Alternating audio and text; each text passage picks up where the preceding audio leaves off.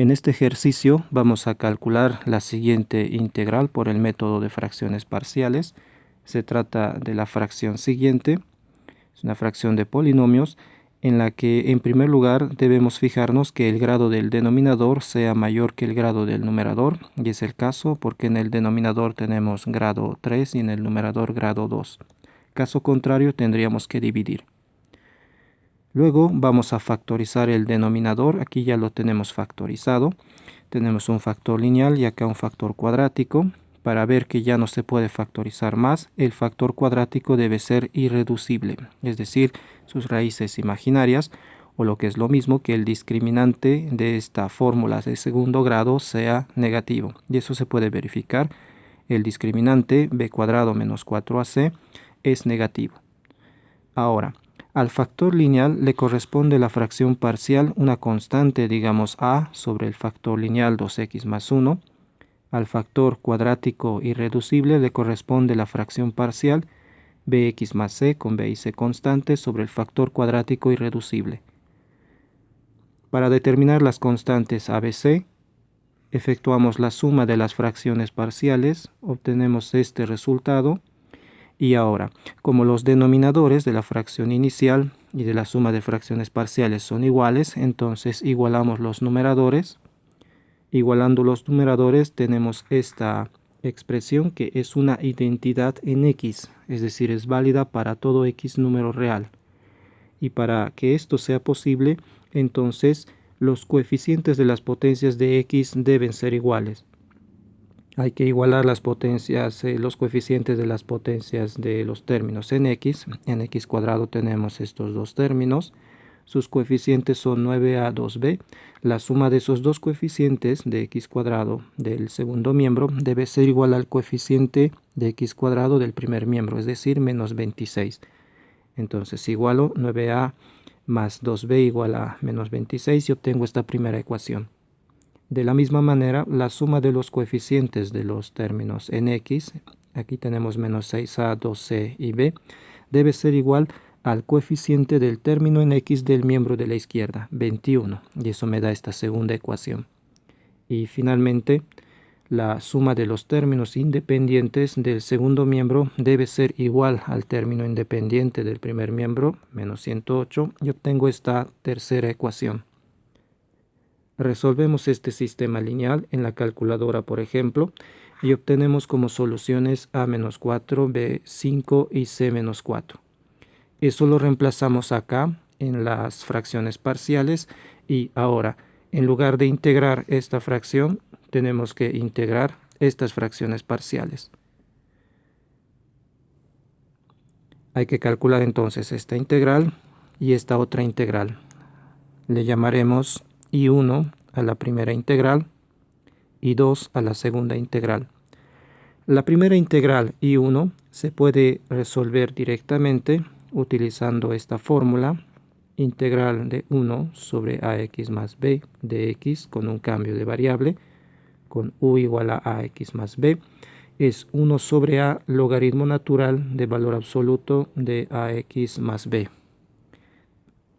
Recordando que las constantes pueden salir de la integral, para la integral I1 entonces tendría menos 4, la integral de 1 sobre 2x más 1, que sería 1 medio, 1 sobre 2, que es el coeficiente de x, logaritmo natural de valor absoluto de 2x más 1. Es decir, obtenemos menos 2 logaritmo natural de 2x más 1. Para la integral I2 vamos a proceder como sigue. Tenemos que calcular la integral de 5x menos 4 sobre 9x cuadrado menos 6x más 26. Vamos a resolver esta segunda integral utilizando sustitución trigonométrica. En primer lugar, completamos el cuadrado en este factor cuadrático irreducible. Como se trata de un factor cuadrático irreducible, esto va a quedar siempre como suma de cuadrados al completar cuadrados. Extraemos la raíz cuadrada de 9x cuadrado, eso es 3x, entonces 9x cuadrado se escribe como 3x al cuadrado. Ahora, aquí voy a formar el doble producto de ese término, 2 por 3x, Eso ya me da menos 6x, el término del medio. Entonces aquí sería por 1. Aquí tengo entonces el doble producto de 3x por 1. Eso quiere decir que hay que sumar 1 cuadrado y restar 1 cuadrado acá para que esto me dé un cuadrado perfecto. Y no olvidar copiar el más 26.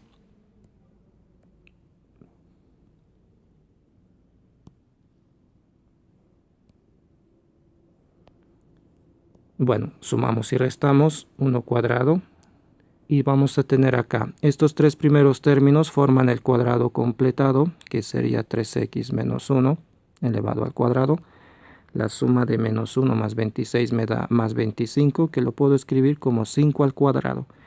Y efectivamente mi denominador se ve entonces como suma de cuadrados. Por lo tanto, de momento para mi integral tendría integral de 5x menos 4 sobre 3x menos 1 cuadrado más 5 cuadrado de x. Aquí aplico la sustitución trigonométrica. Cuando tenemos suma de cuadrados, hacemos el cambio de variable con el término lineal que contiene la variable, 3x menos 1, y la sustitución es con la función tangente, y sería 5 tangente de z, z es la nueva variable, y 5 viene del cuadrado del término independiente. Tomamos la diferencial. Derivada de 3x menos 1 es 3, 3 de x. Derivada de 5 tangente de z es 5 secante cuadrado de z, diferencial de z. Vamos a necesitar además despejar x. X va a ser igual a, lo tomo de acá del cambio de variable, x va a ser igual a 5 tangente de z más 1 dividido entre 3. Y todo eso reemplazamos ahora en la integral. Y tendríamos integral de 5x, que es 5 tangente de z más 1 sobre 3. Todo esto dividido entre la suma de cuadrados con el cambio 5 tangente de z se vuelve 5 secante de z al cuadrado. Entonces tendría acá 5 cuadrado, que es 25 secante cuadrado de z. La diferencial de x la puedo despejar del cambio de variable. Paso a dividir el 3 y tendría 5 secante cuadrado de z,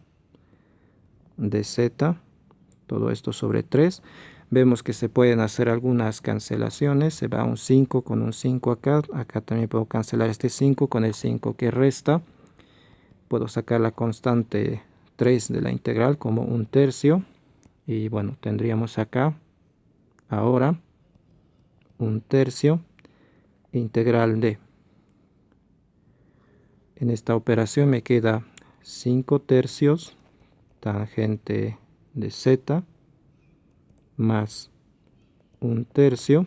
Y esa es una integral trigonométrica que no es muy difícil de realizar. De hecho, se hace mediante tablas. Tendríamos un tercio por la integral de tangente de z, 5 tercios por la integral de tangente de z, que es menos logaritmo de coseno en valor absoluto. Entonces, menos logaritmo natural de valor absoluto de coseno de z, más la integral de un tercio es un tercio z. Estamos integrando en la variable z.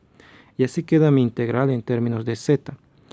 Hay que escribirlo en términos de x, pero eso lo vamos a hacer para escribir la respuesta final, la integral y, que es la suma de las integrales 1 y 2. Ahora, para regresar a la variable x en un cambio de variable trigonométrico, construimos un triángulo rectángulo con ángulo agudo z. El cambio de variable fue 3x menos 1 igual a 5 tangente de z. Entonces la tangente de z sería 3x menos 1 sobre 5.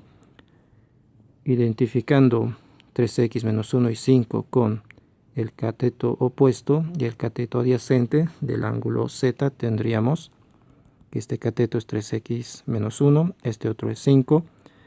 Y la hipotenusa es la raíz cuadrada de la suma de cuadrados de esos catetos, que no es otra cosa que la raíz cuadrada del factor cuadrático irreducible. Bueno, entonces tenemos que la integral es la integral 1 más la integral 2. Vamos a terminar de escribir esto acá.